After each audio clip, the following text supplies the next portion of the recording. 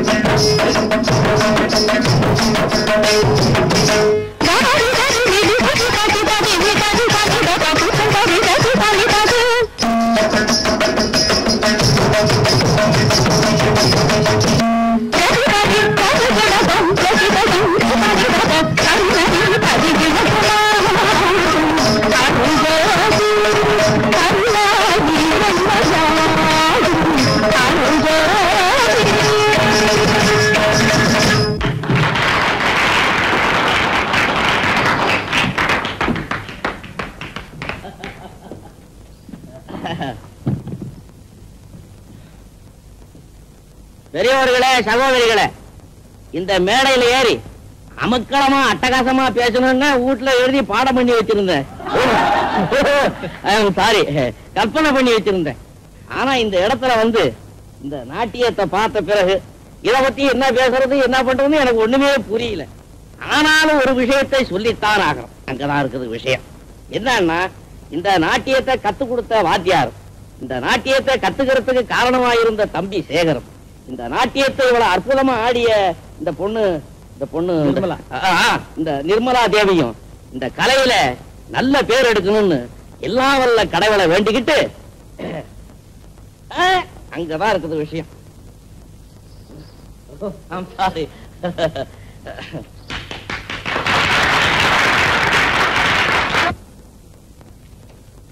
துரசாமி, நாடு கடந்துகிட்டே போகுதப்பா.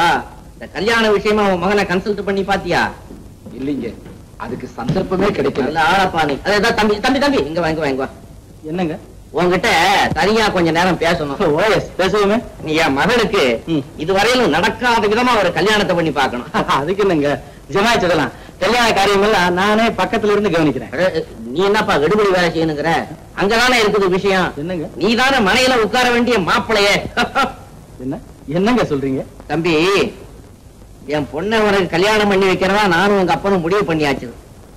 பந்தல் ரெடி, கொட்டு மோளம் ரெடி. நீ ரெடி இல்லீங்களே? எனக்கு இப்ப கல்யாணம் செய்திருக்கிற உத்தேசமே இல்லீங்களே. தம்பி, என்ன சொல்றேன்? நிஜமா தாங்க சொல்றேன். தயவு செய்து உங்க பொண்ணுக்கு வேற யாரையாவது பார்த்து கல்யாணம் செய்து வைங்க. என்ன நிம்மதியா விட்டுடுங்க. தம்பி தம்பி தம்பி, பெரியவங்க கிட்ட என்ன பேசணுங்கிறத அளந்து பேசு. கண்ணாபின்னான்னு பேசாது. உங்க அப்பன் கடன் பட்டிருக்கிறான். ஏன் சம்பந்தத்தினால ஏதாவது நன்மை ஏற்பட்டுன்னு பார்த்தா சின்ன பிள்ளைமா பேசுறீங்க. ஏதோ படிச்சிருக்கிற, அதனாலதாங்க சொல்றேன். எங்க அப்பா கடனை பத்தி நீங்க கவலைப்பட வேண்டியதில்லை. அதுக்கு ஈடு கொடுக்க இதோ நான் இருக்கிறேன். உன் மகன் என்ன சொல்லிட்டு போறான்னு பாத்தியா? இந்த பேங்கர் சச்சிதானந்த கூட ஒரு பையன் விட்டு வாசல மிதிச்சது இல்ல. உன் வீட்டுக்கு வந்திருக்கிறேன். நீ உன் மகன் சந்தை அவமானப்படுத்திட்டீங்க. அப்படி நீ பேசாத. நல்லா யோசனை பண்ணி சீக்கிரத்துல சொல்லி அனுப்பு. அங்கதான் இருக்குது விஷயம்.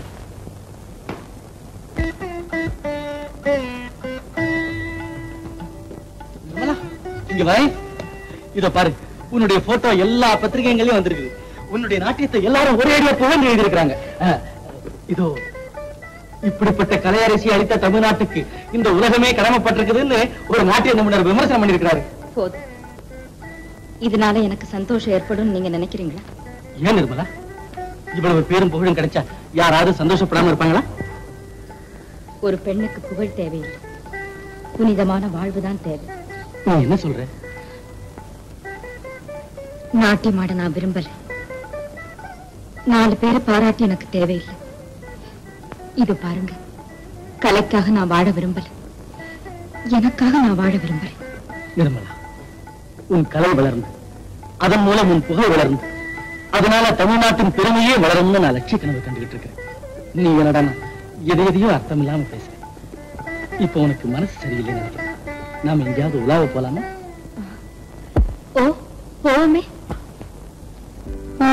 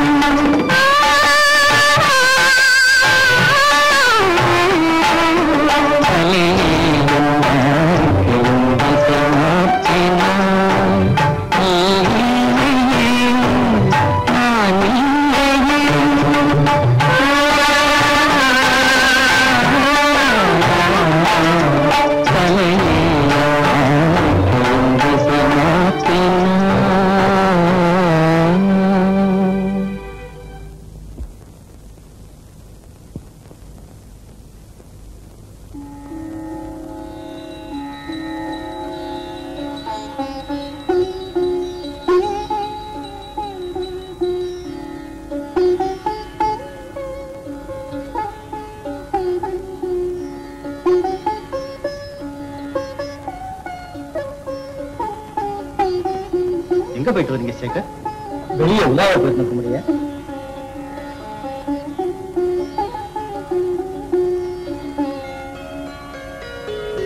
அம்மா, அந்த மலருடைய மனம் போல உன் எதிர்காலமும் மலர்ந்து மனம் வீசும். கொஞ்சம் இருங்க. சச்சு சச்சு, நாம இன்னைக்கு ராவு காலத்துல சந்திச்சதுனால தானே இந்த கதி ஏற்பட்டது. ராவு காலத்துல சந்திச்சதுனால தாண்டா ஒருத்தரும் ஒண்ணு ஒண்ணும் பண்ணல. நீ பகல் காலத்துல சந்திச்சதுன்னா ஊரான் சேர்ந்து உன் பல்ல உடைச்சிருப்பான். ஏன் குழந்தை சும்மா மிரட்டிக்கிட்டா இருக்கீங்க? எதிரி குழந்தை ஓட்டான பெத்து வச்சுட்டு குழந்தை என் குழந்தை எங்க நில்லு. ஏண்டி இவளால இவன் கெட்டு போறான் தானே இவளை வீட்டை விட்டு வரட்டுல. இந்த துறை சும்மா இருந்தானா என் பெரிய வண்டியில அவளை தூக்கி உட்கார வச்சுக்கிட்டு ஊரு பூரா சுத்திட்டு வரான். விடுவேனா கையும் கழுவா கொண்டுட்டேன். போய் சுத்த போய். எதுனா போய்? அம்மா, இவரோட எங்களை பிடிச்சிட்டு வரல, நாங்களே தான் இவர்கிட்ட மாட்டிக்கிட்டோம். இல்ல சச்சு, அவகிட்ட என்னடா போய் கேக்குறேன்? ஏமா குழந்தை பாவாடை கட்ட தெரியாத வயசுல இருந்து என் வீட்டுல இருந்துபிட்டு என் பையனை தூக்கி உட்கார வச்சுட்டு நீங்க பவனி வர்றீங்களா? என் மேல ஒண்ணும் தப்பு இல்லைங்க. இவர் தான் என்ன கூட்டி பல்ல உடைச்சு போடுவேன். கூப்பிட மாட்டாரு, கதாநாயக வேஷம்ல போட்டிருக்காரு.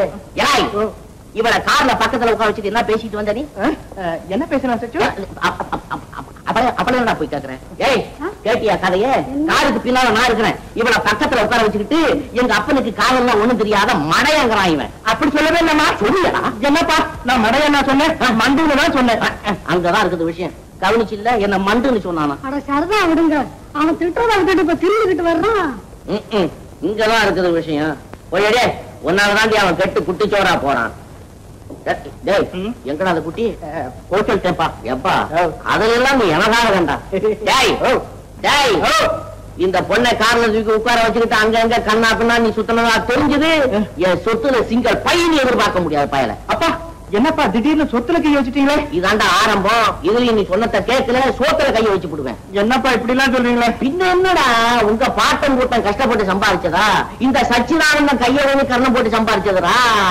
அப்பா நீங்க உறுதியாத்தான் சொல்லிக்கிறா? சத்தியமா உங்க அப்பான்னு சொல்றேன். என்றும் உங்களுக்கு அடிமையாக, உங்களின் உடமையாக வாழ ஆசைப்படுகிறேன். வெறுக்காதீர்கள், மறக்காதீர்கள் சேகர். நிர்மலா, வீணான ஆசைகளினாலும் மனதை குழப்பிக் கொண்டு என் லட்சியத்தையும் வருகிறேன் நிர்மலா.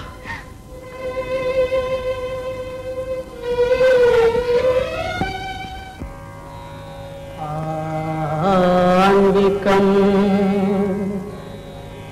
புவனம் யஸ்ய வாச்சிகம் சர்வவான்யம் ஆஹார்யம் சந்திரதாராதி தம் நமஸ்வாத்திகம் சிவம்.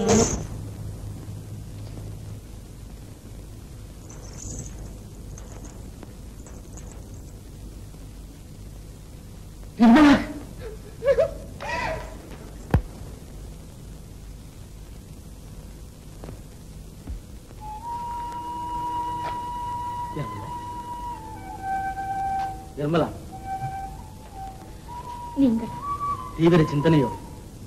இல்லை, மானசீக பிரார்த்தனை. எதிர்காலத்தில் புகழ் பெறவா? இல்லை, என் வாழ்வில் சார். நிர்மலா, சிறப்பான வாழ்வு உனக்கு நிச்சயம் கிடைக்கும். இந்த அபாகியவதிக்கு ஏன் இந்த அவநம்பிக்கை? அனாதை அல்லவா நான்? அன்போடு உன் நலத்தில் அக்கறை காட்ட நான் இருக்கும் போதா? என்னை கைவிட மாட்டீர்களே சேகர்? கனவு உலகில் ஒப்பற்ற ஒரு இடத்தை நீ அடையும் வரை நான் கண்ணுறங்க மாட்டேன் நிர்மலா. வேண்டாம் சேகர், அது எனக்கு நிர்மலா. சேகர், உங்கள் இதயத்தில் ஒரு சிறை இடம் கிடைத்தால் போதும். உங்கள் நிழலில் எனக்கு அடைக்கலம் அளித்தால் போதும். என்ன சொல்கிறாய் நிர்மலா? என் உள்ளத்தில் ஒரு ஆலயம் அமைத்து உங்கள் உருவத்தை அங்கு தெய்வமாக்கினேன். அன்பு மலர்களா தினமும் அர்ச்சித்து வருகிறேன் சேகர். நிர்மலா. சேகர், உங்களுக்கு பாத பூஜை செய்யும் பாக்கியவதியாக, உங்கள் சுகதுக்கங்களில் பங்கு கொள்ளும் துணைவியாக, என்றென்றும் உங்கள் அன்புக்கு அடிமையாக துடிக்கிறேன் சேகர், துடிக்கிறேன். நிர்மலா, நீ அதற்கு தகுதியற்றவன் இல்லை, தரம் குறைந்தவன் இல்லை. நிர்மலா, நான் உங்களிடம் அன்பு கொண்டது குற்றமா? இல்லை இல்லை. என் இதயத்தை உங்களுக்கு அர்ப்பணித்தது தவறு. தவறு என் மீதுதான் நிர்மலா. நான் உன்னிடம் காட்டிய அன்பும் பரிவும் பாசமும் உன் உள்ளத்தில் சலவத்தை ஏற்படுத்தி விட்டது. முன்பே என் லட்சியத்தை உன்னிடம் வெளிப்படுத்தி இருந்தால் இப்படி நீ ஆசைகளை வளர்த்திருக்க மாட்டாய். சேகர், சேகர், நீங்கள் இத்தனை காலம் என்னோட அன்பு காட்டியது நான் அனாதை என்பதற்காகவா, அவனை என்பதற்காகவா இவ்வளவு பரிவு காட்டினீர்கள்? சொல்லுங்கள், உங்கள் மனசாட்சிக்கு விரோதம் இல்லாமல் சொல்லுங்கள். முதலில் என்னை பார்த்த போது, என்னோடு பழக நினைத்த போது உங்களுக்கு ஏற்பட்ட எண்ணம் எது? எது சேகர், சொல்லுங்க. நிர்மலா, அன்று நான் சபலமடைந்தது உண்மை. ஆனால் என்று என்னை சஞ்சலத்தில் ஆழ்த்தி சந்தோஷப்பட விரும்புகிறீர்கள்? இல்லை நிர்மலா, இல்லை. உன் அழகு மாடற்கலை என்னை போன்ற சாதாரண மனிதனுக்கு சொந்தமாவது நியாயமில்லை என்பதை உணர்ந்து உன்னை கலை தேவிக்கு அர்ப்பணிக்க முடிவு செய்தேன். சேகர், நீங்கள் செய்வது, செய்ய நினைப்பது தியாகமல்ல.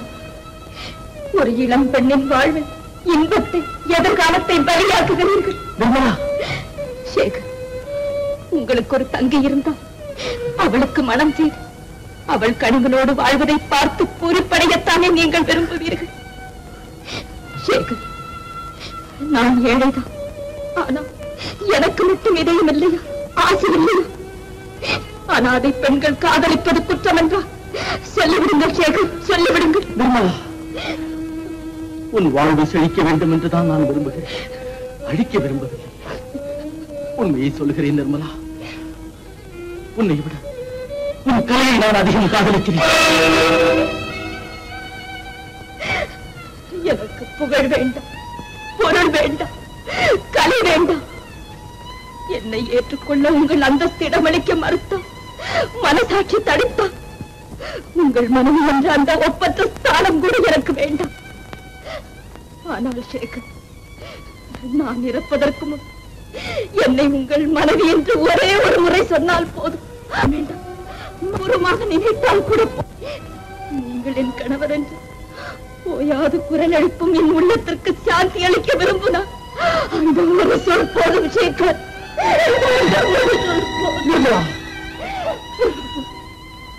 என் சிந்தனை செயலற்று விட்டது நிர்மலா. நான் குழப்பமடைந்து விட்டேன்.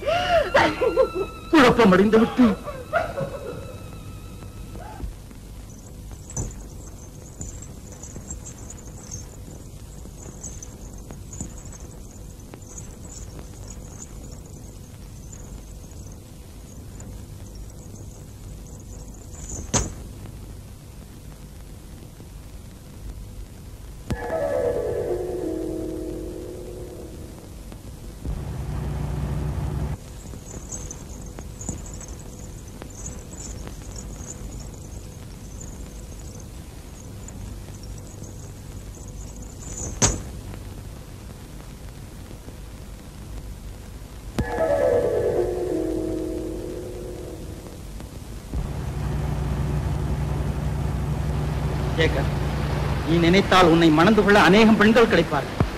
ஆனால் இந்த தெய்வீக கலைக்கு சேவை செய்ய இப்படிப்பட்ட ஒரு பெண் கிடைப்பாளா? சிந்தித்திருப்பார்.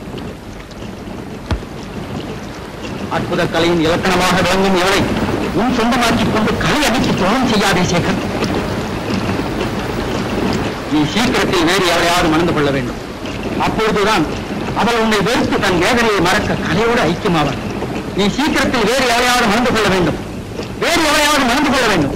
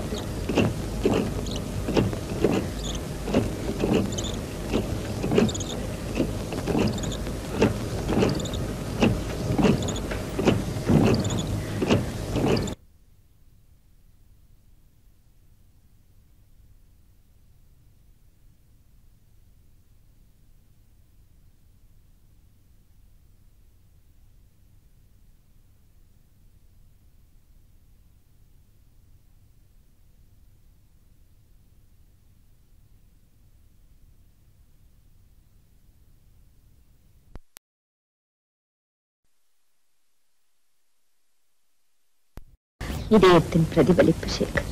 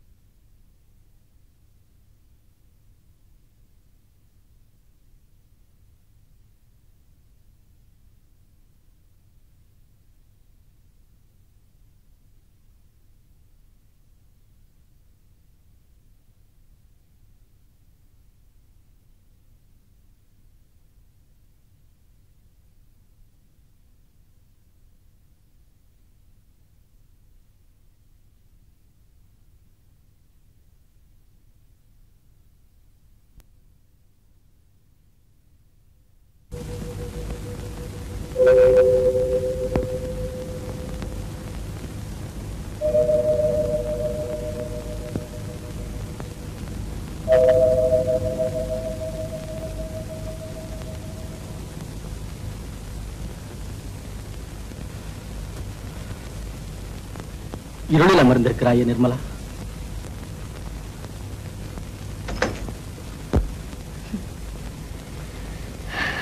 இதயத்தின் பிரதிபலிப்பு சேகர்.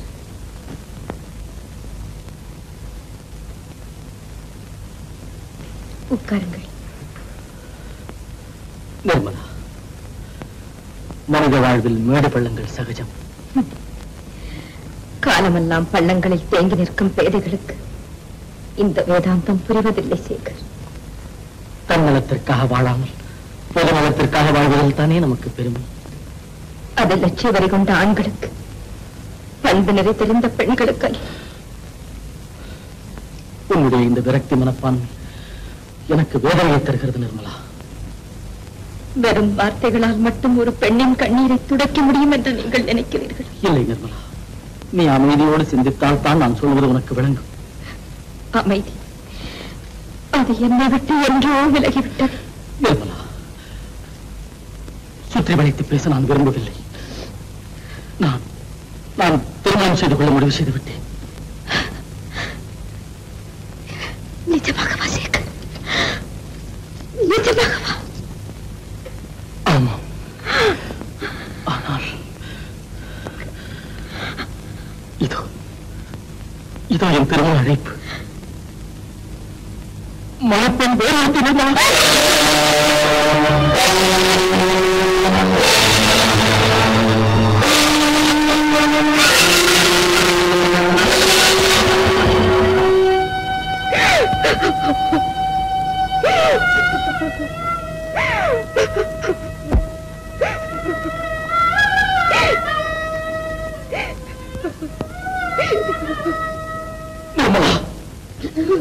நடந்ததை மறந்துவிடு நிர்மலா, மறந்து.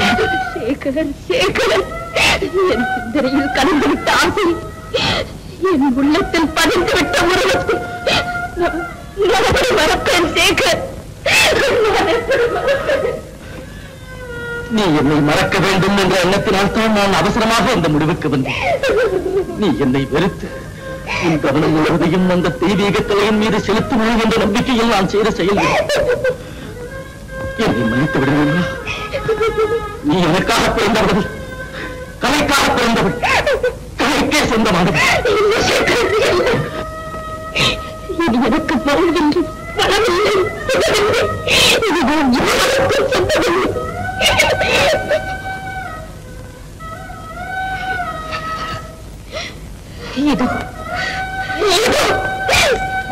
இந்த கலைதானே என் உள்ளத்தை எரித்தது, என் உணர்ச்சிகளை அழித்தது. இந்த கலைதானே என் கனவுகளை சிதைத்தது, என் கருத்தை பிசுக்கியது.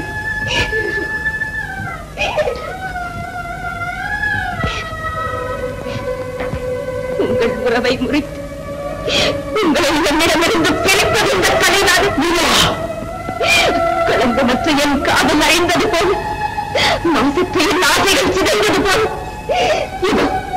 இதுவும் ஐயட்டு.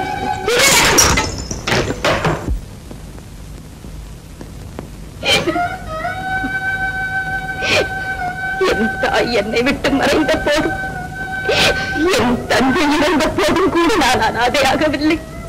ஆனால் இன்றுதான் நான் உண்மையில் அனாதையாகிவிட்டு அனாதையாகிவிட்டேன்.